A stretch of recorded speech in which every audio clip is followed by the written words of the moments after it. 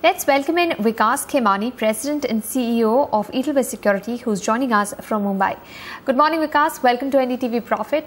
The markets have now been consolidating/correcting for the last 8-9 sessions. Do you think this was but expected in the run-up to the earnings season? Is this just consolidation, or are the markets going to now correct?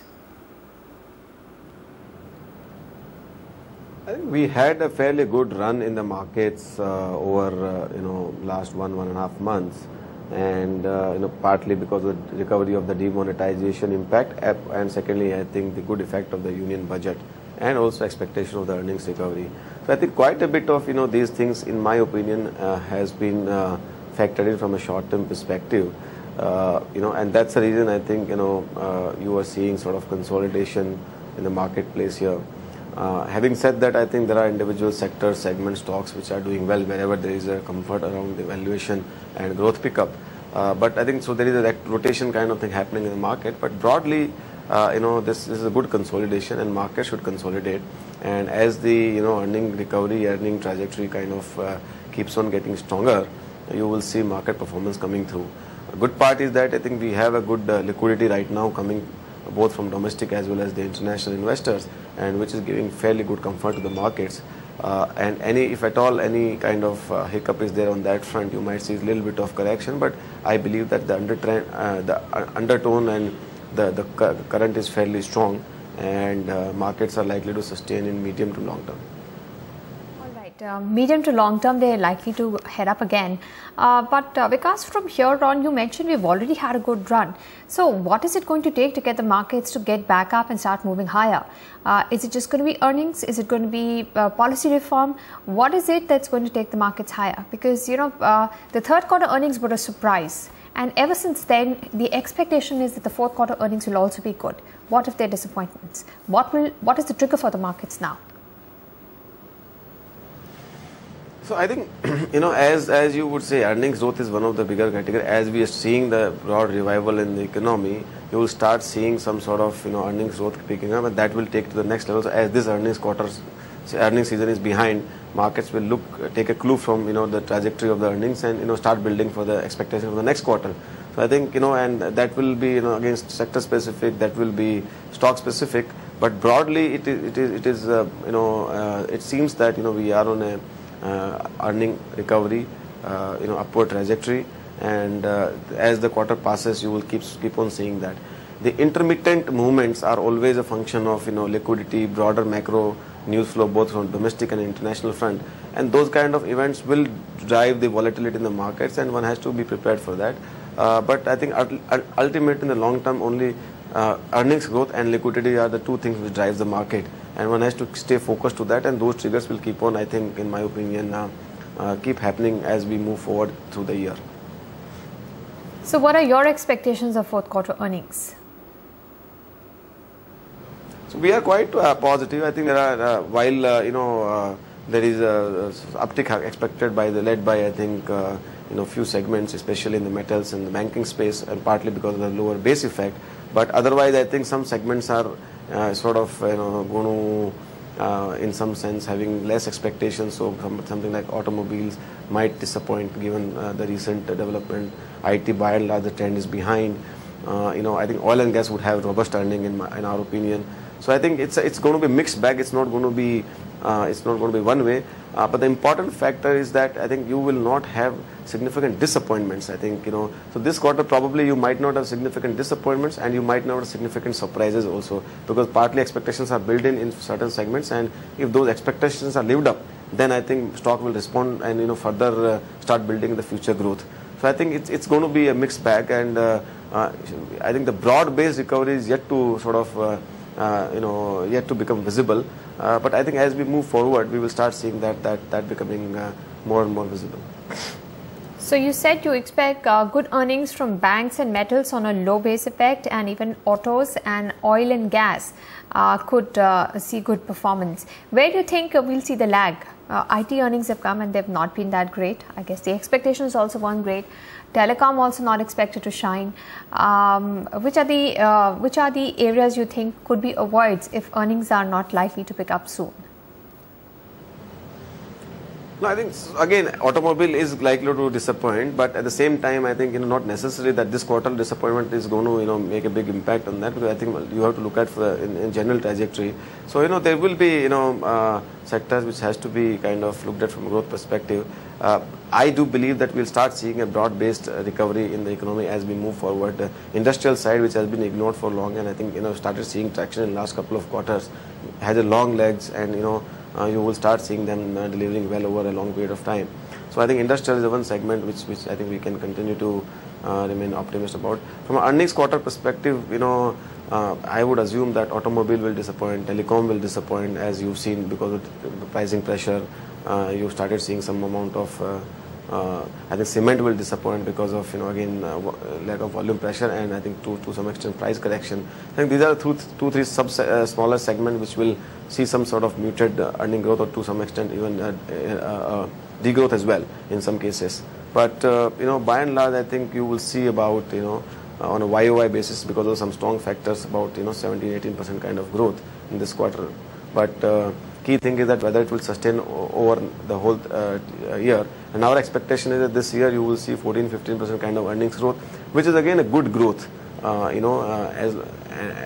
it's a growth which can again much more be sustainable, because I think the demand is coming in a slow and steady manner, and investment is happening in a slow and steady manner. So I think it's a well balanced and sustainable growth. And as we slowly start picking up the growth in times to come, market will keep on rewarding the sustainability of the growth, and to some extent you might see re-rating also coming through post that, and that is what will explain the market performance. Right. I'm still trying to understand, how this broad-based recovery will come through. Is it going to be because the demand will remain strong? Because so far that really hasn't happened. There is an expectation because of the pay commission, because of the monsoon. We'll see a good pickup in consumption. It's going to be long-lasting. And is just a pickup in consumption good enough to see this broad-based recovery coming through? Because unlike what we saw in 2007, 2008, where we're seeing capex and growth coming in from there, that is still not happening. So what is going to be the trigger for this earnings revival, broad-based one? I do believe that investment cycle has picked up, significantly, primarily led by the government. I think especially in the urban infra, roads, railways, there's a massive work which is happening, and that is partly reflected into the order book of all the EPC companies, and that is also reflected into their earnings, the top line earnings growth. It is not just a substantial part as of now, but I think it will keep on becoming bigger as we move forward, because I think you have massive amount of work and very few companies to do that. So you will see that that will lead the in my opinion, earnings growth. Banking and financial services will continue to do well. I think to some extent we have issues around asset quality, which is slowly and steadily getting resolved. And I think it's government's top priority at this point in time, finance minister's top priority at this point in time, as he said publicly, to kind of do something about it. So I feel that is one segment will continue to do well, and we are seeing, except PSU segment, everything else in BFSI space is growing reasonably well, whether it is NBFC, private banks, So I think that will continue to participate in the rally. You've seen a consumption-oriented sector having decent growth, whether it is consumer discretionary or consumer staple. And again, not to forget that we have, we had 7th pay commission, and all those things are coming down, trickling down, and they will drive the growth. So in my opinion, they will have a decent growth of 8-9% volume growth in times to come, and already we are starting to see some cases, and partly I think GST related anxieties are there, but I do believe that they will be behind soon. So consumption will continue to have a sustainable growth driver in times to come. I have no doubt in my mind on that. So I think oil and gas, again, city gas distribution companies, huge massive amount of investment happening across the country, and that will continue to drive both investment as well as the consumption growth. So I think there is a lot of things happening. One is not sure about sustainability of the metals company. One is not sure about some of the segments like power, what is going to happen. It is going to take time to pan out. So those kind of segments are still unclear, and as things resolve, as the overall economic growth comes, some of those stressed sector will also start doing well, in my opinion. So I think we will have a balanced economic growth led by both investment as well as consumption.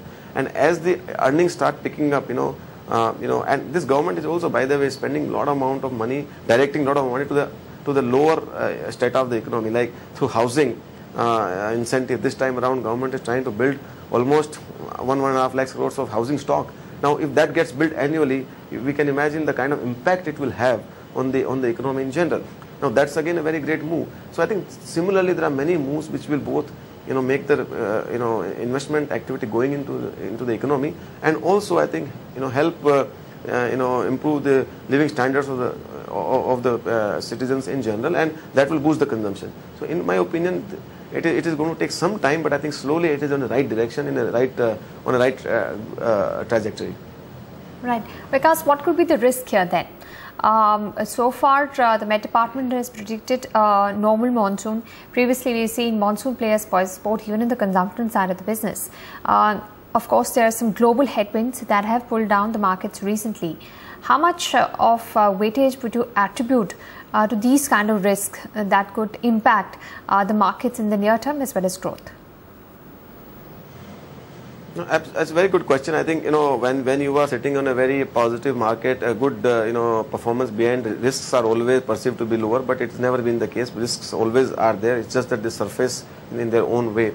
Coming to the global risk factor, I think definitely we are in an environment where there is a lot more underlying trend of deglobalization, protectionism, and those kind of trends, whenever they take place, they are generally not good for, in general, overall world growth.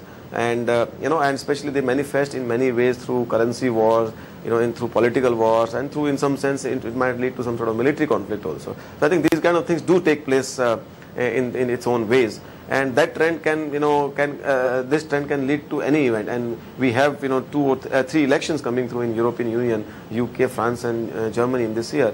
I mean, they would also have an impact on the overall policy. So I think we are in a period where lots of adjustments are taking place, and whenever these adjustments take place, some amount of either currency or political war or trade war do take place, and they will have impact on the market as and when they happen. Now, it is very difficult, very hard to predict in what form they will manifest. But when they happen, and that risk should not be undermined, that risk should be kept in mind, especially when we are sitting on this kind of market levels globally. I mean, we have almost all-time high many indices, and one has to be careful of and aware of that risk. Locally, I think some of the issues you mentioned, monsoon could be a short-term impediment, short-term risk to the market if it were to. But I do believe that incrementally, thanks to the government's push to reduce the volatility in the farm income, like crop insurance, increasing the irrigation facility, giving the soil card, this government has used massive focus in terms of reducing the farm income volatility. And I think that farm income volatility, rather than the monsoon, has a bigger impact on the economic growth. And if we are able to manage that path, that part, in my opinion, the impact of monsoon will automatically keep on going down, and we are surely on that path. But at this point in time, does poor monsoon pose a risk? Answer is yes. But we are not staring it as per current trends that on a dot kind of situation. We are staring on a little bit below, and we will not know till the time it happens. So that's definitely a risk. But locally, I do not see, to be very frank, many risks at this point in time. But risk will, by and large, in my opinion, will come from more like global factors, and that will always be hard to predict. So one has to be aware of, and one has to keep in mind and manage the risk appropriately. Right. Vikas, if we look at the global risk, as you said, that it's very difficult to predict that how global liquidity would behave. But are you surprised by the change that domestic investors have shown, or what SIPs are showing, irrespective of any news flow? So last year also we had the governor exiting, we had Brexit, we had GST getting delayed, earnings did not recover, but still SIPs are continuing. So are you positive about that side of liquidity? Absolutely. I think if I were to tell you about domestic flows, I think we have to keep in mind that there are 3 or 4 factors which are working towards that. And one is that we have a significant pickup in our financial savings thanks to the huge amount of financialization of the savings. Post demonetization has taken one more leg up, but financialization of savings has been a trend which has been going on for some time. And the biggest benefit of that is obviously equity markets. And second, I think also the other asset classes like physical asset classes like real estate, gold have become unattractive. Fixed income has become less attractive. So when these kind of things do take place, equity becomes the natural home for anybody to invest. And also, we are likely to be in a low inflation trajectory. So when you are in a low inflation trajectory, equities tend to do well. So I think right now, and if you see, we are 8 to 9% of the total GDP is about financial savings. So that that comes to about 180 to 200 billion dollars. And even if currently what we get is a very small fraction of that. So even if we were to get 8 to 10% of that into equities, we are talking about 15-20 billion dollars, and that is what we are seeing. So it's not something extraordinary. In fact, I believe that this trend can only accelerate, this trend can only become bigger as we move forward, because I think more and more pension funds, savings are coming to the markets, which so far have not come to the market. Right now we have talked about only the retail liquidity. So I think this is a big trend. I don't think there's any major reason to worry on that. On the foreign investor side, I think again, in a rising interest rate scenario, when the bond market rally is over, and when the developed markets are, despite sitting on a reasonably good amount of handsome gain, investors would like to diversify into emerging markets. But within emerging market baskets, there are very few markets which offers the profile, growth, reward of what India does. And as a result of that, in my opinion, you will continue to see flows coming towards India, even if there is a otherwise our sentiments towards in general for emerging markets, and which is what has happened in the recent past. So I think we will continue to see reasonably good amount of both FDI and FPI flows towards India, because the promise which India offers right now, given under the leadership of this government, across towards the growth, towards the overall reform of the economy, overall reform of the society is far higher, and the way foreigners perceive this is in a very, very positive manner. I mean, first time we are seeing foreigners being so optimistic about India long-term sustainability of the growth. So you think that the view for India has changed on a sustained manner? Every decline is now looked at as an opportunity to buy, which was not the case earlier. People would tend to come into India for short term, but now you see investors talking about long term, talking about staying in India, even if rupee was to move here and there, or any other negative news flow comes in the short term. Yes, I think it will not be exaggeration to say, if I were to say that the confidence in India is probably all-time high. We meet a lot of investors who've been looking at India seriously, who've never looked at India before. People who've been invested into India are very, very overweight. People who are not invested into India, or people who are underweight in India, I think they are looking to increase significantly, and that's the reason I think markets don't come down. I think markets at lower level you end up seeing buying coming through whenever there is a good deal which gets lapped up very fast by the long-term investors. So I think the confidence in, as I said, that confidence in the structural sustainable growth of Indian economy is there. The confidence that this government is doing right thing rather than the popular thing the belief in that is very, very high across the board, and the confidence that this government is going towards building a sustainable growth model is very high, and that is what any investor would want. Also, I think this government has done a great job in terms of building the confidence of the investors that they are not going to do many policy flip-flops. They are going to continue with fiscal responsibility. They are going to continue with the trajectory which they have chalked out. The corruption is less. So all those things are very, very comforting for any foreign investor, and hence I would say it will not be exaggeration to say that foreign confidence, confidence of foreign investors, is all-time high. Right. You would have seen at the two banking numbers, Yes Bank and IndusInd. I know you cannot comment on stocks, but these are banks that are expected to always deliver great numbers, especially on the asset quality front. But there are some changes which RBI is doing. Of course, there is a one-off account which they are taking care of. You think all of this is positive for the long term? The changes that are happening, the recognitions that are being forced, the laws that are changing. If everything is in place properly, after 1 year or 2 years, corporate banks would also not have any NPA problems. See, I would say the RBI as an institution has done a great job in terms of managing the system, in a way that it does not collapse, in a way that it provides sustainable growth. So I think whatever changes they are suggesting, I am sure are more proactive in nature, and I think to make the system a lot more robust, a lot more cleaner. And I mean, I don't have any specific negative view of that. I think they are all good, and NPA, when you are in a credit business, some amount of NPA will always be a reality, and that's the part of the business model. Only thing is that when the credit cost goes up significantly, then there is a worry. And most of the credit cost what we are dealing with today is not, generated out of the new lending book. It is mostly dealing with the, legacy of the past. I do believe that the incremental credit cost of the newer lending is far lower than what is that of legacy book. And we are dealing with that, and I think the institutions you mentioned, they are fairly robust, large platforms, and I think exposures are still tiny, so they will overcome this. I am not overly worried about asset quality problem at this point in time. In public sector banks, yes, there is a work needs to be done, which is being done, and I think that will happen in my opinion. So we are a lot more positive about it then we don't see it with a lot more skepticism. We see with a lot more positivity that it is going to happen sooner than later. Right. Always there is a talk that, enough is enough, banks have grown enough, they should disappoint now, or, the growth opportunities are limited. But the points that you just made, if asset quality actually is solved or is not an issue going ahead and capital is available, the growth opportunity for some of the well-run NBFC and banking stocks is unlimited? The unlimited is probably the most aggressive word to use, but I think there is ample credit opportunity, growth opportunity available in this country. We should not forget that still India's credit ratio is fairly low. India's credit needs are still unmet.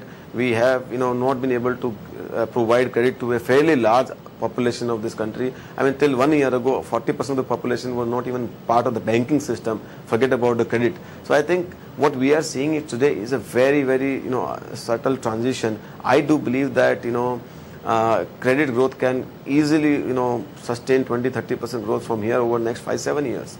Now, how it will happen, what pace it will pan out will again depend on the how system is agile, how system reacts, and how growth takes place, and it will happen. I don't have any doubt, and we are seeing that partly in the companies in their numbers who are kind of catering to this need. I mean, some of the institutions are not able to cater to this because of their own legacy problem, but otherwise credit side there is reasonably growth, and a non-corporate credit side I think there is reasonably growth which is taking place. And as and when the investment cycle starts picking up, some of the legacy taken, even corporate credit growth will pick up. So in my opinion, that's the one segment of, that's the reason I said that BFSI is a segment I am the most bullish about from a sustainability and long-term opportunity perspective, because that is the one segment. If Indian economy has to grow, it is a derivative of that, and derivative as well as the enabler of that. And economy cannot grow without growth in BFSI, and if economy grows, BFSI will grow. So in that sense, I think that's the one segment. If you have faith in Indian economy, one has to play out. Right. So earlier it was limited to banks, then it came to the new age private bank. Now even NBFCs are, a part of the BFSI segment. You think soon people will start and want to own broking and mutual fund businesses as well? If there is a financial inclusion, even, these businesses have huge opportunity? Absolutely. I mean, that's when I never use, when I use about, bank, I use BFSI. So it's about banking is one part, banking, financial services and insurance. I think is a broader category, and I think this will grow. I mean, we did not have insurance as a segment being played by the market. I think we have now a number of players who are scaling up. ICICI Pru went public, and we are seeing that doing very, very well. So I think we have had small finance banks coming through. We have some of the mutual funds which could possibly come to market. So there is a new sort of many new areas will open, because I think so much unmet demand of the country will have to be met through various institutions. There's no one particular segment of the industry which can meet all the demand. So you will see more and more opportunities and segments coming about, and they will meet this unmet demand of this huge economy. And hence, you have to look at the entire, sort of spectrum rather than one or two sub-segments. Right. Just a word on the consumer durable segment as well. There was always, this trade-off that unorganized market share would go to organized in the future, and that's why names or good brands in the consumer durable business always did well. You think after GST and demonetization, it would be faster than expected, so they can grow much faster once GST is implemented? Of course, I think so. Unorganized to organized is a very big trend. GST or tax regulatory aspect is only one part of it that will definitely accelerate. But more than that, I think there are many factors at play. which will also accelerate that. We had recently come out with a report called The Shift, under which we had analyzed many such other sort of catalysts which will drive this unorganized to organized growth. So GST is one such enabler.